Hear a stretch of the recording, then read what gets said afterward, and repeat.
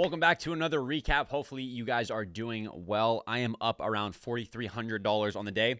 I want to run you guys through the trade that I took today. I took one short. There was also a long opportunity in the morning near open that I ended up missing. So I kind of want to run you guys through both of the possible opportunities I think that were high quality today. We had a lot of volatility. Iran ended up just bombing back a airbase in Qatar, which was the US's. So there's a lot of things that's going on right now in the market that I also want to talk about in this video. A couple things. We're going to go over this trade.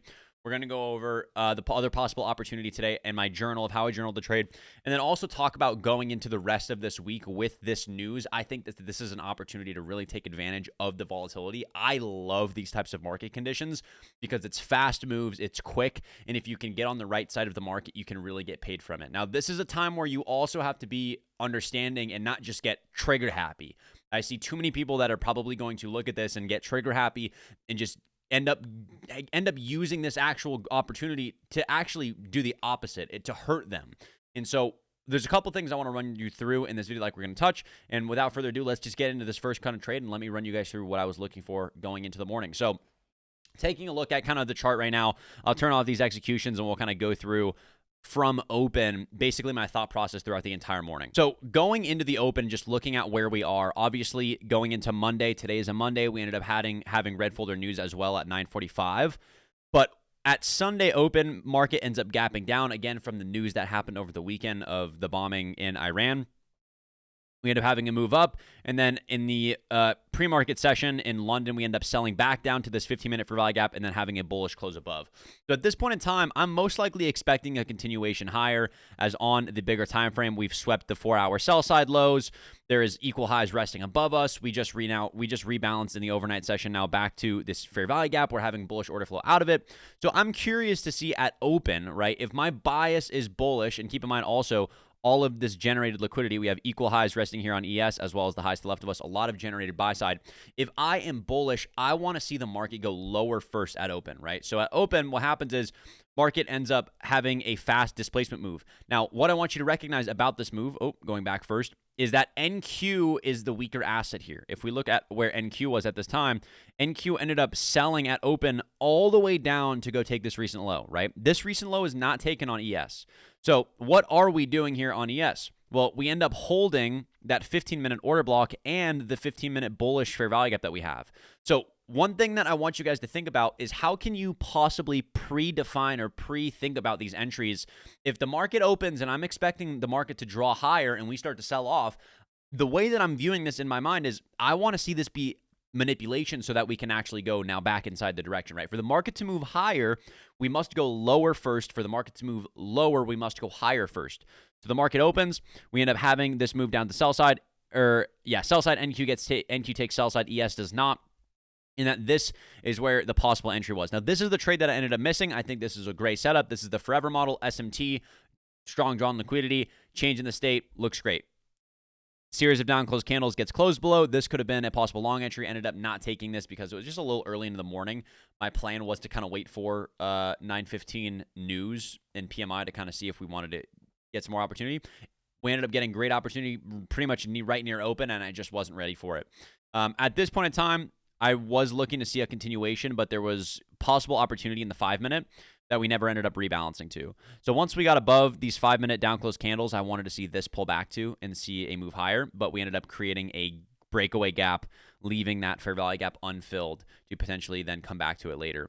So now once this move happened, I'm pretty much off the charts. I really didn't want to look, and I didn't plan to really see anything else until 10 o'clock happened. So at 10 o'clock, what I want you to notice is price starts to build at the highs. What initially happens first? Well, we have our first kind of manipulation leg, right? Now, why would I possibly be looking for a short here? Well, number one, I have to understand, I really am not super focused on a short because on the bigger time frame, my draw is higher. But also there's news and there's volatility, so what can I use to my advantage? This right here is the main foundation of this trade. The 1-hour candle closes all the way back down in the previous candle high. So this is basically PO3, which if this 1-hour candle, and again, keep in mind, I am not targeting all the way back to sell side, even though we did go back to sell side. I'm not targeting there. I'm targeting just back to most likely around equilibrium of this price range. So this candle that we just closed right back below, right? And this is how I view this. If I'm looking at the 1 hour and I'm saying, okay, we just took internal buy side. We're also holding on to this fair value gap to the left of us, right? Look at this. This 1 hour fair value gap is now starting to hang on bearish. We're getting a nice reaction from this. Where would I want to see price go back to? I would want to see us go back to equilibrium of this previous price candle that we just closed inside of. So once I see this 10 a.m. candle close inside, which was, again, right here, and we ended up having this move back higher, look on the 1 hour and what we're doing here, right? We expect this to be a candle formation. Big move higher, sells all the way back off, closes below the candle high. I then expect this next candle to what? Rebalance price to where? Most likely consequent encroachment of this wick, which we come up to respect. But what is this on the lower time frame, right? I'm expecting these highs to be protected. I'm expecting this wick to most likely form and then do the exact same thing, roll back over to the down to the downside. So on the lower time frame, what's actually happening here? So when I see 10 o'clock, so this candle closes at 11 o'clock, right? So what you have to understand is this 1 hour candle closes at 11 o'clock, and then at 11 o'clock, this next candle opens. So at 11 o'clock, what I'm looking for is I'm expecting a pullback to where whatever the model is, which I'll show you right now. So at 10 o'clock, we end up rebalancing. Now, how am I looking at this? What I notice is that we end up putting in an early SMT. NQ ends up running higher. ES does not. I take this on ES because I can recognize ES as the weaker asset. Now I start to zoom out here and I get a better understanding. We end up forming almost like a little bit of a breaker. Internal high gets taken. We then displace through these up close, down close candles. We pull back. I enter short. Stop at the candle high. And I'm targeting really just a scalp move back inside the range to this little 5-minute fair value gap here. I'm not expecting a big move back down. Again, I don't need to catch the whole move. I just want to catch a piece of the pie that I'm convicted in. And this was pretty much the entire trade. It really is what I want you to like. If you're watching this and you're like, okay, well, Justin, what am I supposed to get out of this? I like and love, in fact, using bigger time frame candle structures, especially at 10 o'clock. 10 o'clock is one of the most important times of the day for me to possibly frame a trade because it's when the 4 hour candle opens and it's when the 1 hour candle opens. And when the 4 hour and 1 hour candle open, it's easy to be able to possibly frame a trade just based off of candle structure. So just based off of candle structure on the 1 hour of us closing all the way back in, I expect this next candle to fall most likely through into rebalance price. So then I can zoom in on a lower time frame and figure out where my entry would most likely be to take advantage of this idea because I've had everything I've need now, right? I've had my change in the state. I've had the manipulation leg, change in the state. We then pull back to the change in the state as well as the breaker. And I take a good risk to rebalance price, right? I'm not targeting all the way to sell side. Now, keep in mind, we did end up having a dump because that's when news came and we ended up dumping all the way to sell side. And then we've just been super volatile the rest of the day. But I'm not looking at this saying, oh, I should have held this because that's not what my plan was. It's not what my trade was. This is really all I needed. Super good risk. Ended up taking 6 contracts, just a little scalp to start the week. And I think it was a great trade. Going over to kind of the journal, this is how we are looking so far for the month, around 11K. It's been a pretty slow month, to be honest, just with overall price action. 60% win rate, around 1.9 to 2R average. The strategy so far is performing really, really good. Again, when I follow every single rule in this strategy, I have 100% win rate. When I wait for confident draw on liquidity, change in the state, SMT, the forever model is undefeated. Now, when I do break my rules, though, I have a 60% win rate. You can see just from overall rule adherence, it's right now average 82%. I had one trade that was like 25%. Again, really, really bad trade that kind of brought these statistics down. But overall habits aren't looking too bad. So far this week is a great start. So I want to talk a little bit about going into the rest of the week because I think that there's so much opportunity right now, and the Discord has also been going crazy. And like, Iran, World War III. I think there's so much uncertainty right now with what's going on within the world that this should be what our goal is to take advantage when other people are fearful. If you are sitting in this and you're like, I don't know what's going to happen, I don't know what's going to this, instead of looking for opportunity, you're most likely going to be left behind. And I think this volatility gives us a lot of good opportunity in the coming week.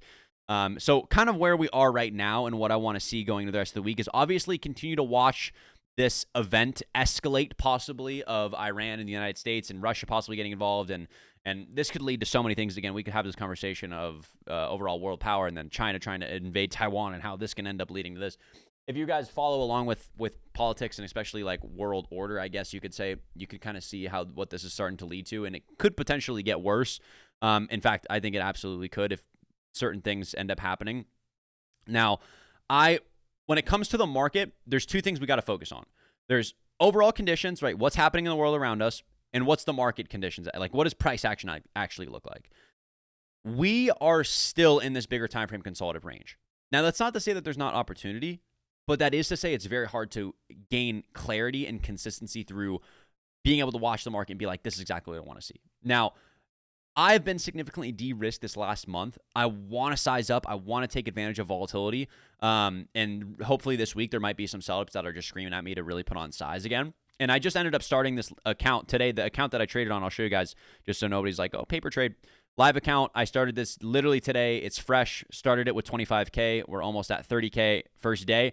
My goal with this and how I explain how I trade is I never put all my capital into one account. I always split it up between a bunch of accounts that I can use to practice and scale my sizing. So before I even start trading in this account, in my brain, that 25K is already gone. It's not in my brain. It's burned. I lost it. So I can just focus on taking high quality setups and just putting on size and trying to scale without being attached to the idea of whatever the money is. Now, if I was trying to do that in like my live account with multiple six figures in it, it makes me way more prone to making a lot more mistakes than it would be if I just put a smidgen of that capital into a live account like this that I can really just focus on scaling. So overall, this week with where we are in price action, depending on how this week closes, I'm on ES and NQ most likely bearish so far to start the week. If we do end up lacking displacement through these highs, if we look at kind of where ES is right now, we just ended up taking these highs. So on the bigger time frame, in my opinion, we have to look at this for what it is. Even if the news is bearish, I believe the market is bullish, and that's normally how it goes. We look at the daily, we just ended up sweeping these recent lows. Big daily engulfing candle. I don't really expect this. Now, I potentially expect us to sweep these internal lows and fall back inside the range. In fact, that might be a PM trade. Who knows?